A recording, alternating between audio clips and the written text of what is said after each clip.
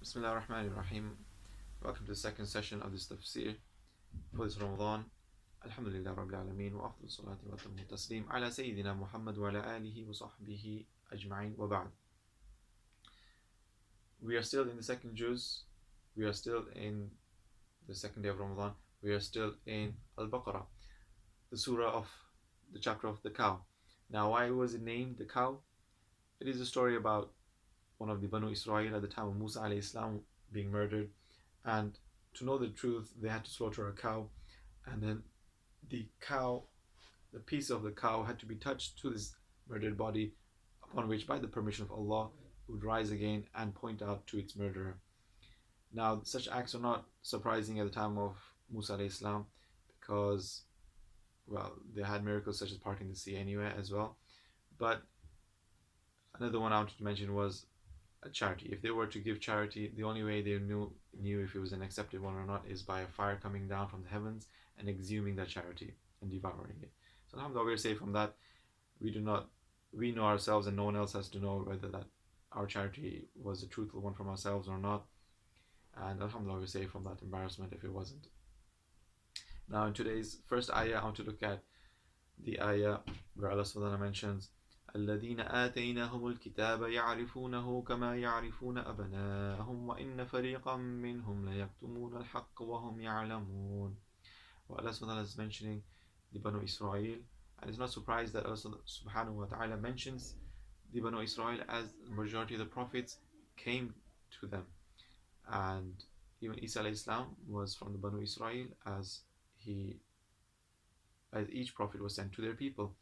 It is only the Prophet Muhammad who was sent to the whole of the universe, even though he was sent to the Arabs. Now, in this verse, Allah says that they knew through their books, the Torah, that the Prophet Muhammad who was walking amongst them in Medina, as 3 Jewish tribes had settled there, so they see it firsthand. They knew and recognized that he was the messenger. It was sufficient to say stop there, but because Allah subhanahu wa ta'ala wanted to show us the measure of how much they knew that information, he carried on to say كَمَا يَعْرِفُونَ أَبْنَاءَهُم. They knew and recognized the messenger as they recognized their own sons. Now our own children, our sons, our daughters, who are always in our face from the time they are born, is it not that we know them more closely than anything else really? And it's amazing how Allah subhanahu wa ta'ala compares it this way. And this is Allah subhanahu wa ta'ala using a tashbih, which is a simile in the English language, a simile, which is a tashbih in the Arabic language. In the second example, the second ayah that I want to mention, Allah subhanahu wa ta'ala says, كَمَا أَرْسَلْنَا فِيكُمْ رَسُولًا مِّنْكُمْ, as we have sent from amongst you a messenger.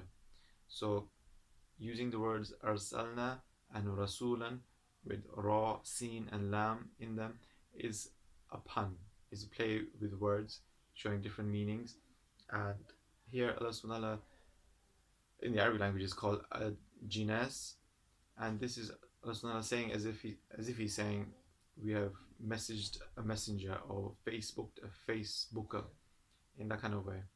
So arsalna rasulan, it's beauty in how the verse kind of resonates when you mention it and when you read it.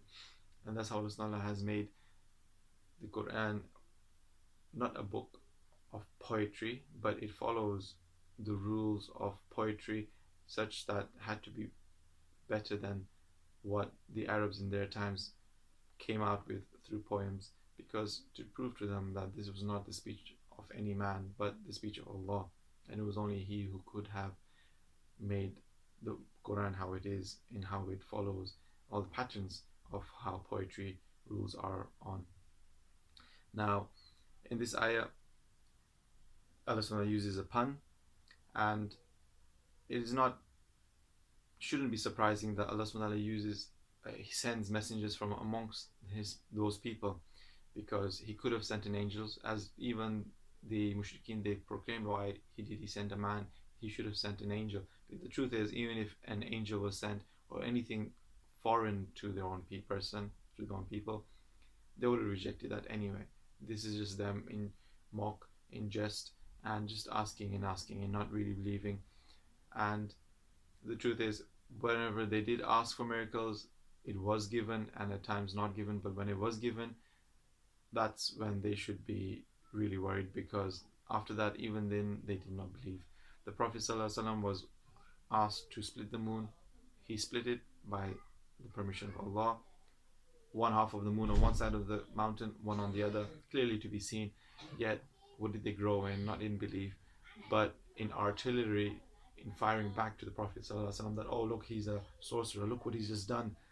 So this is how their way was. Even though they asked for miracles, even if it was to be given, as Allah says in the Quran, it would not have changed one iota of them having faith or not.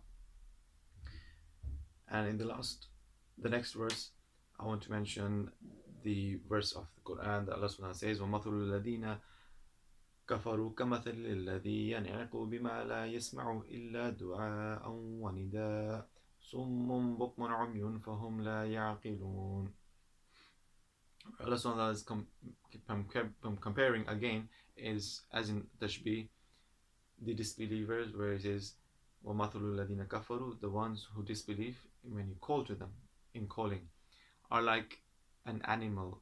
When you call to that animal and you shout at that animal, all it can hear is you calling it and you being loud, and it's not making any difference in any change. That's not comparing a calling to a disbeliever to a calling to an animal. There's no difference. Summum bukmun umyun fahum la yaqilun. They are deaf, dumb, and blind, and they do not understand. Now, deaf, dumb, and blind, again, this is tashbih, but this is tashbih simile in a more higher state than the previous one, because in here it does not give you the face of comparison. Why? In what meaning is it that they are deaf, dumb, and blind? From what perspective? Nor does it tell you the tool of comparing. Like they are like this. It just says summun bukmun umyun, deaf, dumb, and blind. When in reality it means they are deaf, the disbelievers, they are blind, and they are dumb. Deaf in that they hear the Quran, but they do not. They hear the truth, but they do not respond to it. They do not see or be able to see the light of the Quran, and they're not able to benefit from that point of view as well. And as I said, this is Tashbih al-Baligh. This is one of the higher states of Tashbih, where everything else is removed except just saying what they are. The disbelievers in listening are deaf, dumb, and blind. In the last verse, and it had to be that I mentioned Ramadan, as in Al-Baqarah, which is also about legislative rulings and laws. Fasting was prescribed. كُتِبَ عَلَيْكُمُ الصِّيَامُ كَمَا كُتِبَ عَلَى الَّذِينَ مِنْ قَبْلِكُمْ لَعَلَّكُمْ تَتَّقُونَ. That fasting was prescribed upon you like it was prescribed to the people, the generations before you, in order that you may attain taqwa. Now, that wasn't the ayah, but the ayah was وَكُلُوا وَاشْرَبُوا حَتَّى يَتَبَيَّنَ لَكُمُ الْخَيْطُ الْأَبْيَضُ مِنَ الْخَيْطِ الْأَسْوَدِ مِنَ الْفَجْرِ ثُمَّ أَتِمُّوا الصِّيَامَ إِلَى اللَّيْلِ. The ayah was where Allah subhanahu is ordering us to eat and drink until the thread, you can distinguish a thread between it being white and black. Now the Sahaba radiallahu anhum ajma'in, they then sat down with the thread, and they were thinking now and pondering, how is this going black and how is this going white? And they were waiting for that change as they took it literally.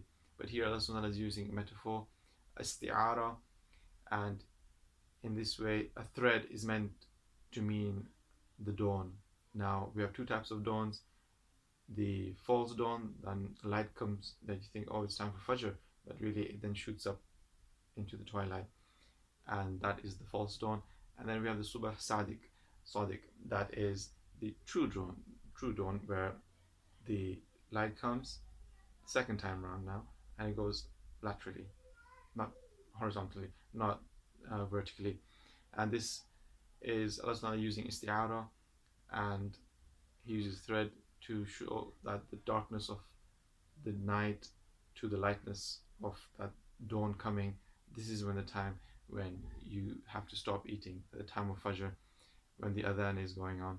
But in today's time, we do have a safety net, and it is wise to stick to that so we do not go close to the time of breaking the fast. Because once the time to keep a fast begins, then anything that, even if you were at the point of eating something and there's something halfway through it, we cannot swallow anything further, because if we did, then that would nullify that fast for that day. So it's always best to be safe than sorry. وصلى الله على سيدنا محمد وعلى آله وصحبه وبارك وسلم.